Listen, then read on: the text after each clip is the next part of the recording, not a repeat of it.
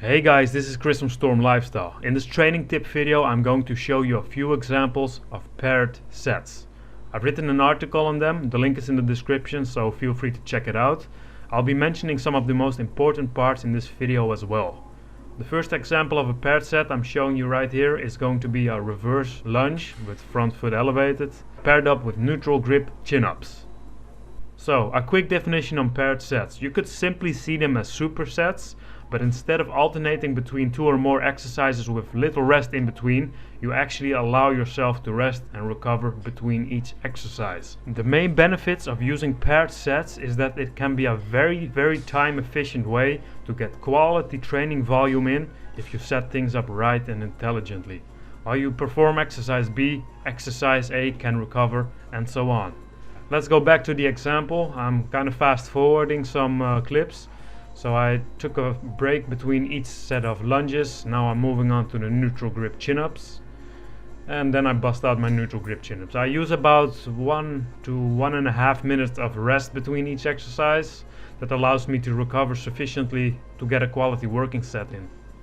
So one more rep on the chins, then I'm cutting the clip short. Excellent. I grab my stopwatch, I time my rest interval, I rest for about 1 minute, then I move back to the reverse lunge. A side note, I like to train my non-dominant leg first, then I move on to the dominant leg. Minute of rest, then it's time to hit the other leg, and afterwards it's time to move back to the chins again. Yeah, get my stopwatch, time a minute of rest, then bust out some more chin-ups. Then after this clip it's time for another paired set example. This is going to be a snatch grip deadlift together with an alternating incline dumbbell press. I think you're beginning to notice a pattern here. I've been pairing up lower body dominant movements with upper body dominant movements. And this is one of the criteria I would keep in mind when setting up your paired sets. It's a good idea to pair up lower body and upper body movements, and you can also pair up agonist and antagonist movements. An example of that could be something like chest and lats, so you could do bench press and a lat prayer or a lat pull down. You could also do tricep and bicep. And you could also do a hamstring and a quad based movement. A small caveat with the lower body compounds, I would not suggest pairing those up. So for example, I would not suggest doing a squat and a Romanian deadlift, simply because that may be very straining. This does not necessarily hold true for upper body compound movements, so feel free to pair up something like an overhead press or a bench press with chin-ups or another back dominant movement. Back to the example clip, the snatch grip deadlift. I'm noticing my hips are shooting up a bit too early, so I definitely have to work on that. And with that, we'll be moving on to the next and the final paired set example, which is going to be a sequence of 3 exercises strung together. It's going to be a Romanian deadlift in a staggered stance, so I'm hitting one leg first.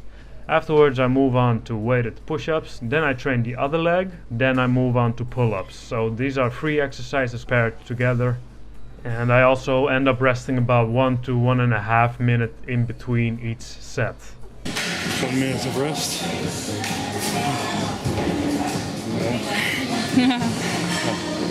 And after that first set of staggered stance Romanian deadlifts, I move on to my funky setup of weighted push-ups.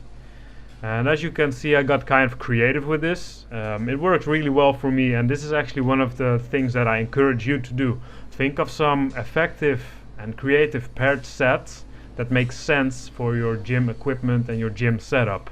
So I basically figured out, well, while I'm waiting for my Romanian deadlifts, I can do another exercise on this bar. Then I got the box, which I'm standing on, and I decided to incorporate weighted push-ups. Then after the push-ups and a 1 minute break, I move on to the next set of staggered stance Romanian deadlifts. This time I have my left leg in front. I started off with the right leg in front. This is a very awesome exercise, by the way. I decided to switch to this one instead of regular Romanian deadlifts because due to my shoulder issue, I could not tolerate the load on regular Romanian deadlifts anymore. So switching to this one has allowed me to train my posterior chain effectively without my shoulder being the limiting factor. Then after 1 minute of rest, I move on to my weighted pull-ups. And that's basically the entire sequence. Stagger stance, Romanian deadlift, then I move on to the push-up, then I do the other leg in front with the stagger stance, Romanian deadlift, then I move on to pull-ups. And this keeps repeating itself until I get the desired amount of sets in for each exercise. I actually have one more paired set example for you guys. This is going to be a kneeling one arm pull down using a rope attachment. And I'm pairing it with a sumo overhead dumbbell press. So that basically means a slightly wider stance overhead press using just one dumbbell. With this paired set, I'm not resting in between each individual arm. Basically, I'm just moving on directly to the next. I only take a minute of rest between the exercises themselves. So after the pull downs, I take a minute of rest to catch my breath and recharge for the overhead presses. I'm actually microloading these. As you can see, I'm using a strap and a weight plate to turn this 24 kilo dumbbell into a 25 kilo dumbbell. If you're interested in microloading, feel free to check out that training tip article and video as well. So if you do the math and you set up things well for yourself, you could be saving a lot of time when using smart exercise pairings. Say you were to do your regular set of chin-ups, then you wait 3 minutes for your next set of chin-ups, then you wait another 3 minutes, etc.